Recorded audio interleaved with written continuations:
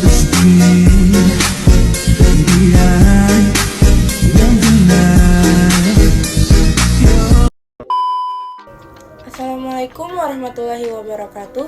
Halo semuanya, perkenalkan saya Cita Ayu dengan NPM A1J022044 beserta rekan saya Elia Kontesa dengan NPM A1J022024.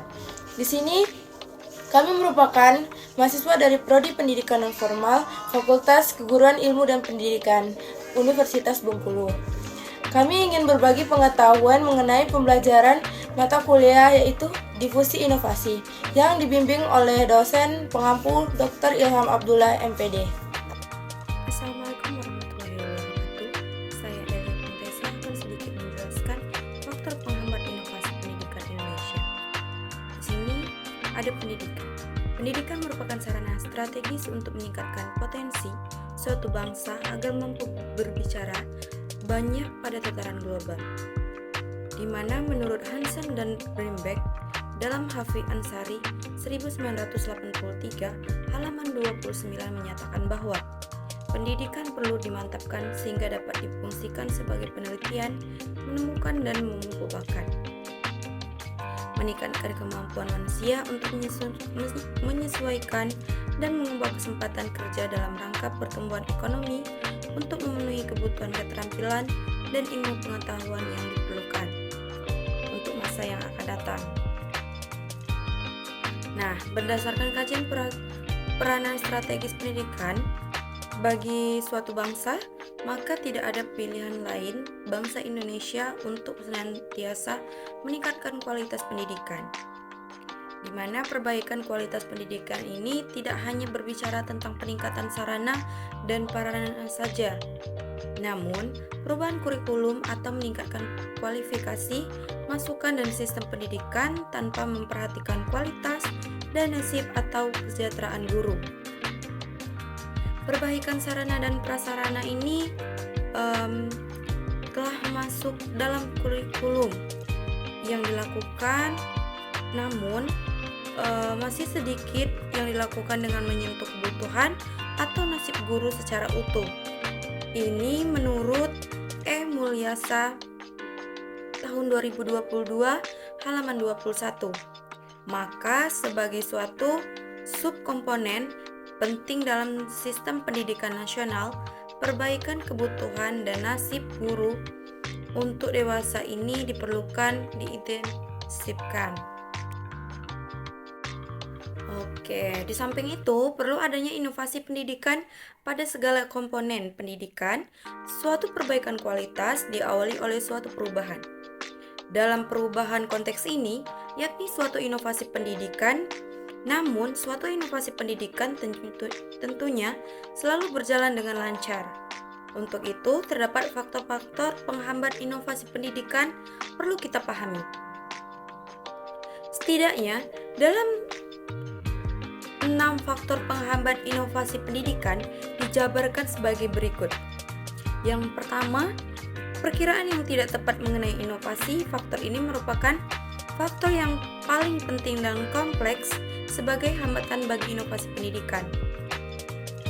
Hambatan yang disebabkan kurang tepatnya perencanaan atau estimasi atau bisa dikatakan underestimate dalam inovasi pendidikan, yakni tidak tepatnya pertimbangan tentang implementasi inovasi, kurang adanya hubungan antar anggota kelompok pelaksananya inovasi, dan bahkan kurang adanya kesamaan pendapat tentang tujuan yang akan dicapai atau kurang adanya kerjasama yang baik. Adapun hal ini terjadi pada pelaksanaan inovasi pendidikan di Indonesia secara terrinci, beberapa hal yang berkenaan dengan ketidaktepatan implementasi inovasi pendidikan di Indonesia antara lain. Yang pertama, tidak adanya koordinasi antar petugas yang berlainan di bidang gerapan. Yang kedua, tidak jelas struktur pengambilan keputusan. Dan yang ketiga, kurang adanya komunikasi yang baik dengan pimpinan struktural. 4. Perlu standarisasi data penentuan kebijakan. Dan yang terakhir, terlalu banyak undang-undang dan peraturan yang harus diikuti. Adapun konflik dan motivasi, hambatan ini muncul karena adanya masalah-masalah pribadi seperti pertentangan anggota kelompok pelaksana, kurang motivasi atau bekerja, dan berbagai macam sikap pribadi yang dapat mengganggu proses inovasi. Secara terinci, beberapa hal yang berkenaan dengan konflik dan motivasi pada penerapan inovasi pendidikan di Indonesia antara lain, yang pertama, adanya pertentangan antara anggota kelompok, yang kedua, antara beberapa anggota kurang adanya saling pengertian serta saling merasa iri atau salah satunya dengan yang lain. Yang ketiga, orang yang memiliki peranan penting dalam proyek justru tidak menunjukkan semangat dan ketekunan dalam bekerja. Yang keempat, beberapa orang penting dalam proyek terlalu kaku dan berpandangan sempit tentang proyek. Yang kelima, orang yang memegang jabatan penting dalam proyek tidak bersikap terbuka untuk menerima inovasi. Dan yang terakhir, kurang adanya penghargaan terhadap orang yang telah menerima atau menerapkan inovasi.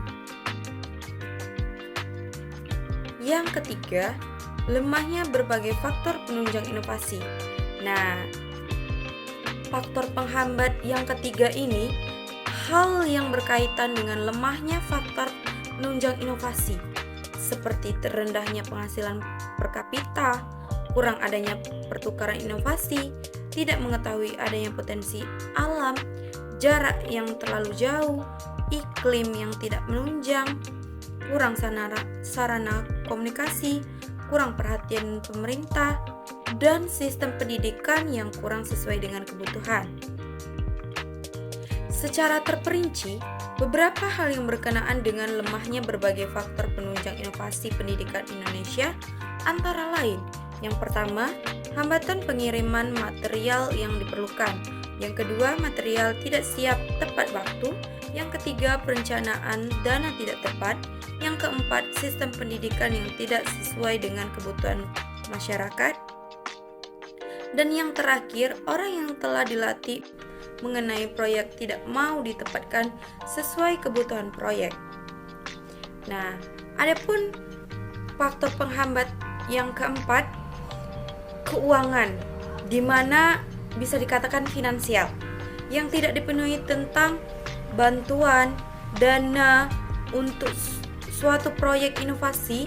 Sering terjadi adanya peraturan bahwa pemerintah akan memberikan bantuan bila masyarakat setempat atau daerah memiliki dana sendiri atau swembada, di mana daerah yang tidak memiliki dana, maka pemerintah tidak mau mengusahakan dana karena tidak ada bantuan dari pemerintah. Secara terperinci, beberapa hal yang berkenaan dengan keuangan pada penerapan inovasi pendidikan di Indonesia antara lain. Yang pertama itu tidak memadai bantuan finansial dari daerah. Yang kedua, tidak memadai bantuan finansial dari luar daerah. Dan yang ketiga, pendidikan ekonomi daerah secara keseluruhan. Yang keempat, prioritas ekonomi secara nasional lebih banyak pada bidang lain daripada bidang pendidikan. Serta yang kelima itu atau yang terakhir, adanya penundaan dalam penyampaian dana. Oke, faktor penghambat inovasi yang kelima itu penolakan dari kelompok tertentu atas hasil inovasi. Faktor ini berupa penolakan dari kelompok inovasi penentu atau kelompok elit dalam suatu sistem sosial. Penolakan ini berbeda dengan keberatan karena kurang dana atau masalah personal. Namun, penolakan ini memang adanya kecenderungan muncul dari kelompok penentu. Secara terperinci, beberapa hal yang berkenaan dengan penolakan dari kelompok tertentu atas hasil inovasi pendidikan di Indonesia antara lain. Yang pertama itu kelompok elit yang memiliki kewenangan dalam masyarakat tradisional menentang inovasi atau perluasan inovasi. Yang kedua, terdapat pertentangan ideologi mengenai inovasi. Yang ketiga, proyek inovasi pelaksanaan sangat terhambat. Dan yang terakhir, keberatan terhadap inovasi karena sebab kepentingan kelompok. Baiklah, selanjutnya yang keenam itu kurang adanya hubungan sosial dan komunikasi. Faktor ini berkaitan dengan hubungan antar kelompok dan hubungan dengan orang di luar kelompok. Secara terperinci, beberapa hal yang berkenan dengan kurang adanya hubungan sosial dan publikasi pada penerapan inovasi pendidikan di Indonesia. Antara lain, yang pertama itu ada masalah dalam hubungan sosial antar kelompok. Yang kedua, ada ketidakharmonisan antar kelompok dengan kelompok proyek. Dan yang ketiga, kurangnya suasana yang memungkinkan terjadi pertukaran pemikiran yang terbuka. Apabila disimpulkan, ada beberapa hal mengenai inovasi yang sering ditolak atau tidak dapat diterima oleh para pelaksana inovasi di lapangan atau sekolah sebagai berikut. Yang pertama itu, sekolah atau guru tidak dilibatkan dalam proses perencanaan, penciptaan, dan bahkan pelaksanaan inovasi tersebut. Sehingga ide baru atau inovasi tersebut dianggap oleh guru atau sekolah bukan miliknya dan merupakan kepunyaan orang lain yang tidak perlu dilaksanakan. Yang kedua, guru ingin mempertahankan sistem atau metode yang mereka lakukan saat ini, karena sistem atau metode tersebut sudah mereka laksanakan bertahun-tahun dan tidak ingin diubah. Di samping itu, sistem yang mereka miliki dianggap memberikan rasa aman atau kepuasan serta sudah baik sesuai dengan pikiran mereka. Yang ketiga, inovasi yang dibuat oleh seorang lain, terutama dari pusat, belum sepenuhnya melihat kebutuhan dan kondisi yang dialami oleh guru dan siswa. Yang keempat, inovasi yang diperkenalkan dan dilaksanakan yang berasal dari pusat merupakan kecenderungan sebuah proyek di mana segala sesuatunya ditentukan oleh pencipta inovasi dari pusat. Inovasi ini bisa terhenti kalau proyek itu selesai atau kalau finansial sudah tidak ada lagi. Dengan demikian, pihak sekolah atau guru hanya terpaksa melakukan perubahan sesuai dengan kehendak para inovator di pusat dan tidak punya wewenang untuk merubahnya. Dan yang kelima, yang terakhir itu kekuatan dan kekuasaan pusat yang sangat besar sehingga dapat menekan sekolah atau guru untuk melaksanakan keinginan pusat yang belum tentu sesuai dengan kebutuhan dan situasi sekolah.